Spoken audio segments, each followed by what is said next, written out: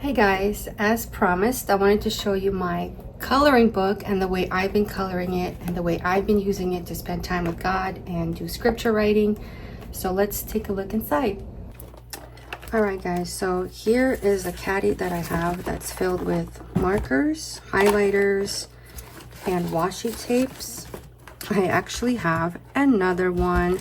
This one has all the different markers and whiteout and tape and just different things that I use for not only journaling in this, not only scripture writing in my coloring book, I also use these sometimes for with my journaling Bible. My favorite markers that I use, I put into this little toilet paper roll. These are my favorite because they're thin. They're thin and they don't really bleed through that much when I write with them. I found that using pens was not easily visible, so I like to use a nice marker. Here's the brand. It's the PAPERMATE, but you can just buy the black ones. PAPERMATE Flare felt tip. Won't bleed through paper, so let's put that to the test. Okay, so here's my book. I have this piece of paper here and I write down which verses that I've already used. That way I don't accidentally duplicate verses in my book.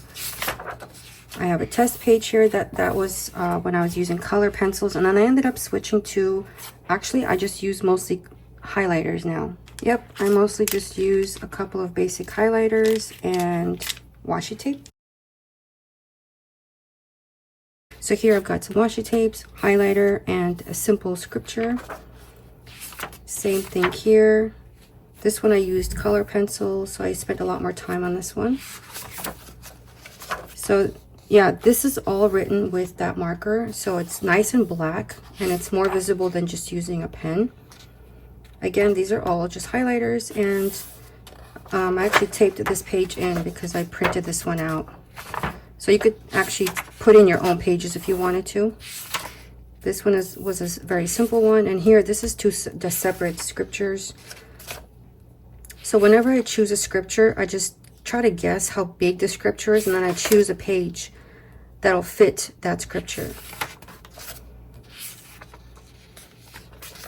So this one I'm saving this one for Psalm 73, and you could see that I did a little bit too much highlighter here, so this actually kind of bled through. So if you want to use markers and stuff, I do recommend using like a page in between, but I just have not been doing that. And as you could see, the back of these, they're not really bleeding through to the other page. It's been actually surprisingly really good. So you could see that there's not much bleed through at all. This was probably the only one. So here I wrote Psalm 16, and I was actually surprised how the entire thing actually fit on this one page. I like to add some washi tape on the edges. It just really decorates the page.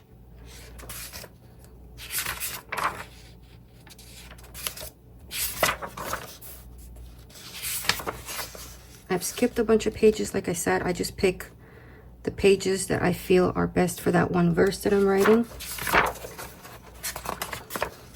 This one's not yet finished. You can also choose pages based on theme. So if you have a scripture, for example, here is believing or being baptized, things like that, you can write all of those similar verses on the same page.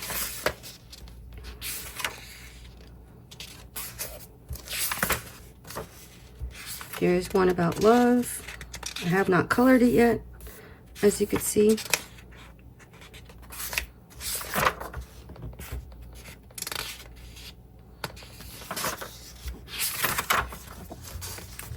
This one I already decorated with stickers. This is probably the only page in the entire book that doesn't have much to color. So you could just use stickers or use washi tapes, or you could use highlighters. You could use different things. Here's the fruit of the spirit. I've not finished coloring it yet.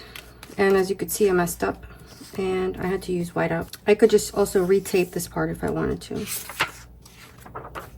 Here's this one. I spent like an hour coloring this one with color pencil. So this one I wrote with pen. As you could see, it just does not look very good with pen compared to when you use, this is also pen. So those were my early ones.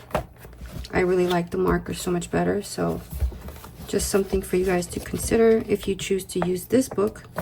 And here the verse did not fit, so I wrote continued, and I continued it on the next page. And even here it did not fit, which I'm okay with. You could also use the back of the page if you want.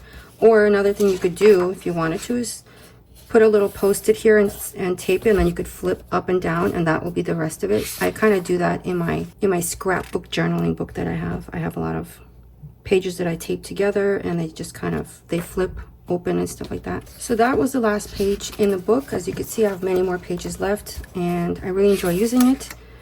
You don't have to obviously purchase this book. You can use a binder with blank paper. You can use a regular notebook. You can doodle. I just didn't want to come up with new designs every time I wanted to scripture write. I wanted like a template to work with. So that's why I created it. Plus, I love to draw, and this was a fun project for me. So if you do want to check out my book, I will leave it in the description. You can buy it on Amazon. I also have a freebie you can download. Like, I think I have like 7 or 10 pages you can download for free, and you could try it out. So let me know what you think, and thank you for watching.